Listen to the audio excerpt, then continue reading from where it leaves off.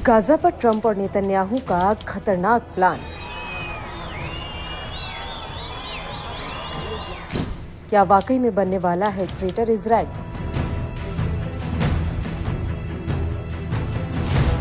Trump के इस फैसले से नया युद्ध भड़कने का खतरा। डोनाल्ड ट्रंप की शपथ से पहले गाजा के सीज फायर पर हमास की भी मुहर लगी और इजराइल ने भी माना कि बमबारी बंद करेंगे। हालांकि अब उस बमबारी वाले मिशन को शुरू करने का सिग्नल खुद ट्रंप ने दे दिया है। डोनाल्ड ट्रंप ने अब हमास को नहीं बल्कि पूरे गाजा को साफ करने की बात कह दी है। ट्रंप के सिग्नल को गाजा युद्ध पर उनका यू टर्न कहा जा रहा है। ऐसा यू टर्न जो पश्चिम एशिया में कभी खत्म ना होने वाले युद्ध की शुरुआत कर सकता है। डर यह है कि हमास और इजराइल के बीच बंधकों को लेकर डील फंस सकती है। अब तक रिहा हुए इजरायली और फिलिस्तीनी बंधकों को लेकर जो जोश दोनों तरफ देखा गया, वो युद्ध विराम वाला जोश एक झटके में बिखर सकता है। डोनाल्ड ट्रंप ने रविवार को गाजा को क्लीन आउट करने की बात कह दी। गाजा में युद्ध विराम लागू होने और राष्ट्रपति पद की शपथ लेने के बाद डोनाल्ड ट्रंप ने जॉर्डन के किंग अब्दुल्लाह बिन अल हुसैन और मिस्र के राष्ट्रपति अब्देल फतेह अल सीसी से बात की है। ट्रंप ने दोनों अरब देशों से कहा है कि वे फिलिस्तीनी शरणार्थियों के पुनर्वास में मदद करें या फिर कहें कि उन्हें अपनी जमीन पर बसाएं। इसका मतलब साफ है कि गाजा को क्लीन आउट किया जाएगा और फिर गाजा के लाखों लोगों को मिस्र और जॉर्डन के अलावा बाकी अरब देशों में जबरदस्ती बसा दिया जाएगा। वेस्ट बैंक में बड़े युद्ध की आहट। उधर गाजा के बाद अब वेस्ट बैंक में बड़े युद्ध की घंटी बजने लगी है। इजराइल की सेना वेस्ट बैंक के जेनिन शरणार्थी कैंप पर हमला कर रही है।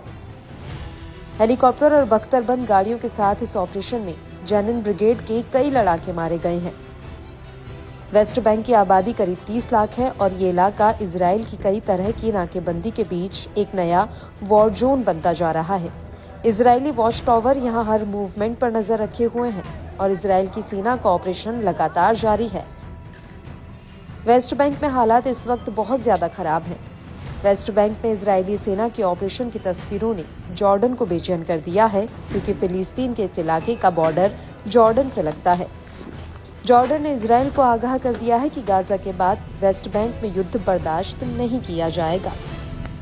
ट्रंप के एजेंडे को अरब देश कैसे देख रहे? माना जा रहा है कि ट्रंप चाहते हैं कि फिलिस्तीनियों की पूरी आबादी गाजा से हटाकर अरब देशों में भेज दी जाए, यानी गाजा को पूरी तरह साफ कर दिया जाए। ट्रंप ने कहा कि गाजा में सब कुछ तबाह हो गया है, इसलिए वहां के लोगों के लिए अरब देशों में एक अलग जगह पर घर बनाने की जरूरत है, जहां वो सुकून से रह सके।